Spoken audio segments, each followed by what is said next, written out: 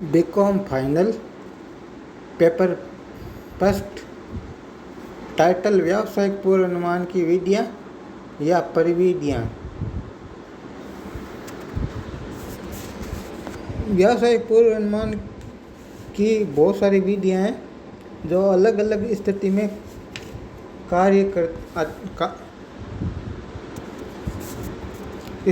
कार्य करने के लिए काम आती है। अब पूर्व अनुमान करते समय जिन विधियों का उपयोग किया जाता है उनमें से उनके लिए यह जानना आवश्यक होता है कि भूतकाल में परिवर्तन क्यों हुई है। यह अनिश्चित करना कि व्यावसायिक क्रिया किन पहलुओं को मापा जाए। माप विधियों में प्रयोग के लिए उचित संकों का चुनाव एवं संकलन कैसे किया जाए और संकों का विश्लेषण करने के लिए विभिन्न विधियों की जांच करना तथा ये पता लगाना कि कौन सी विधि उपयुक्त रहेगी। और लास्ट जो है उचित विधि का चुनाव करना। अब जो व्यावसायिक विधियाँ में जो पहली विधि आती है वो है व्यवसाय मापक यंत्र। इसमें निर्देशांकों को व्यापारिक गतिविधियों का मापक यंत्र माना जाता है क्योंकि ये भावी प्रवृत्तियों के संकेतक होते हैं। विभिन्न प्रकार के सूचकांक की पूर्वानुमान का आधार होते हैं जैसे सकल राष्ट्रीय उत्पाद, जीवन निर्वाह लागत, मजदूरी आदि। विभिन्न आर्थिक तथ्यों में होने वाले सर्वाधिक परिवर्तन निर्देशांकों के माध्यम से स्पष्ट किए जाते हैं। अतः हम ये कह सकते हैं कि पूर्वानुमान इनका अत्यधिक बहुत महत्व होता है। अब इसमें इन निर्देशांकों के माध्यम से थोक मूल्य की प्रवृत्ति, अंशों एवं प्रतिभूतियों के मूल्य में परिवर्तन, कृषि उत्पादन, औद्योगिक उत्पादन, बैंक जमाई, चलन में मुद्रा आदि में परिवर्तनों की जानकारी प्राप्त की जा सकती है जो व्यावसायिक पूर्वानुमान लगाने में अत्यंत उपयोगी होते हैं। तो ये व्यावसायिक मापक यंत्र है जो पहली विधि है वो। व्यावसायिक मापक यंत्र 3 प्रकार के होते हैं।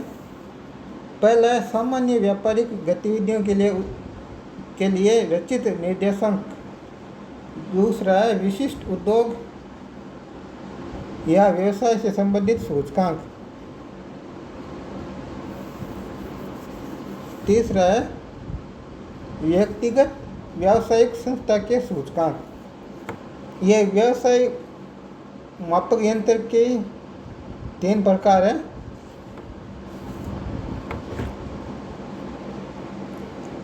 दूसरा जो है बाह्य गणन। यदि समकों इस विधि में समकों में आकस्मिक वृद्धि या कमी न हो तथा उच्चावचनों में नियमितता हो तो बाह्य गणन विधि का द्वारा पूर्वानुमान अच्छे से होता है। आधुनिक व्यावसायिक युग में विभिन्न अनुमानों के लिए यह तकनीक उपयोग में लाई जाती है जैसे विभिन्न मूल्यों पर अनुमानित मांग का अनुमान लगाना, ज्ञात सामग्री के आधार पर मांग और उत्पादन में होने वाले भावी परिवर्तनों का अनुमान लगाना, समकों के अभाव या अपर्याप्तता की पूर्ति हेतु अंतर्गणन क्रिया का भी सहारा लिया जा सकता है। बाह्य गणन की अनेक विधियां प्रचलित है जिनमें से प्रमुख रूप से रेखा चित्र पद्धति, बीजगणित विधियों में द्विपद विस्तार रीति, न्यूटन प्रतिगामी रीति, परवलयिक वक्र रीति, न्यूटन की विभाजन अंतर रीति आदि है। दूसरी विधि हो गई अपनी बाह्य गणन विधि। अब तीसरी है वह काल श्रेणी विश्लेषण। काल श्रेणी विश्लेषण बहुत महत्व की विधि है। इसके परीक्षा में प्रैक्टिकल सवाल भी आते रहते हैं काल श्रेणी विश्लेषण के। अपने एग्जाम में भी बहुत प्रश्न आते हैं इसके, इसलिए ये विधि बहुत महत्वपूर्ण विधि है। इसमें यदि लंबी भूतकालीन अवधि से संबंधित समक उपलब्ध हो और उसमें दीर्घकालीन प्रवृत्ति अथवा मौसमी परिवर्तन स्पष्ट रूप से दृष्टिगोचर हो तो काल श्रेणी के विश्लेषणों द्वारा अनुमान किया जा सकता है। इस रीति के अंतर्गत योगात्मक या गुणात्मक मॉडल का प्रयोग करके काल समकों में दीर्घकालीन उपनति, मौसमी विचरण, चक्रीय उत्तरावर्तन तथा अनियमित विचरण का विश्लेषण किया जा सकता है। अब काल श्रेणी में सुदीर्घकालीन प्रवृत्ति का मापन कैसे किया जाता है वो है, काल श्रेणी में सुदीर्घकालीन प्रवृत्ति का मापन कैसे किया जाता है ये इसके बारे में थोड़ा देख लेते हैं। इसमें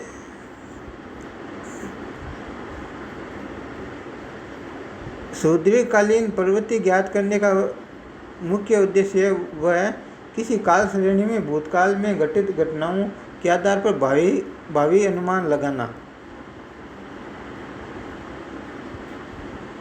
तो इसका जो उद्देश्य है प्रमुख सुदीर्घकालीन प्रवृत्ति ज्ञात करने का मुख्य उद्देश्य किसी काल श्रेणी में भूतकाल में घटित घटनाओं के आधार पर भावी पूर्वानुमान लगाना। अब इसकी दीर्घकालीन उपनति को मापने की मुख्य विधियां इस प्रकार है। पहली है रेखा चित्र विधियां। इसमें है मुक्त हस्त वक्र रीति। यह विधि सबसे सरल है। इस विधि से काल श्रेणी के मूल्यों को बिंदु रेखीय पत्र पर अंकित करते हैं। अंश पर समय को तथा y पर दिए हुए चर मूल्यों को उचित मापदंड के आधार पर दिखलाते हैं। इसके पश्चात उत्तरावर्तनों को ध्यान में रखते हुए इसके मध्य से होता हुआ वक्र खींचते हैं। यही मुक्त हस्त वक्र है जिसके द्वारा अब अल्पकालीन उत्तरावर्तनों को दूर करके काल समकों की सुदीर्घकालीन प्रवृत्ति दिखाई देती है। अब इसके जो गुण है वो है सुदीर्घकालीन प्रवृत्ति ज्ञात करने की यह सबसे सरल विधि है। वक्र खींचने में कम समय लगता है। इसमें गणितीय सूत्रों की जटिलता नहीं होती है, इसलिए वे व्यक्ति भी जिन्हें गणित नहीं आती है वे इस रीति का प्रयोग कर सकते हैं। उपनति रेखा को उसी क्रम में आगे बढ़ाकर पूर्वानुमान लगाया जा सकता है।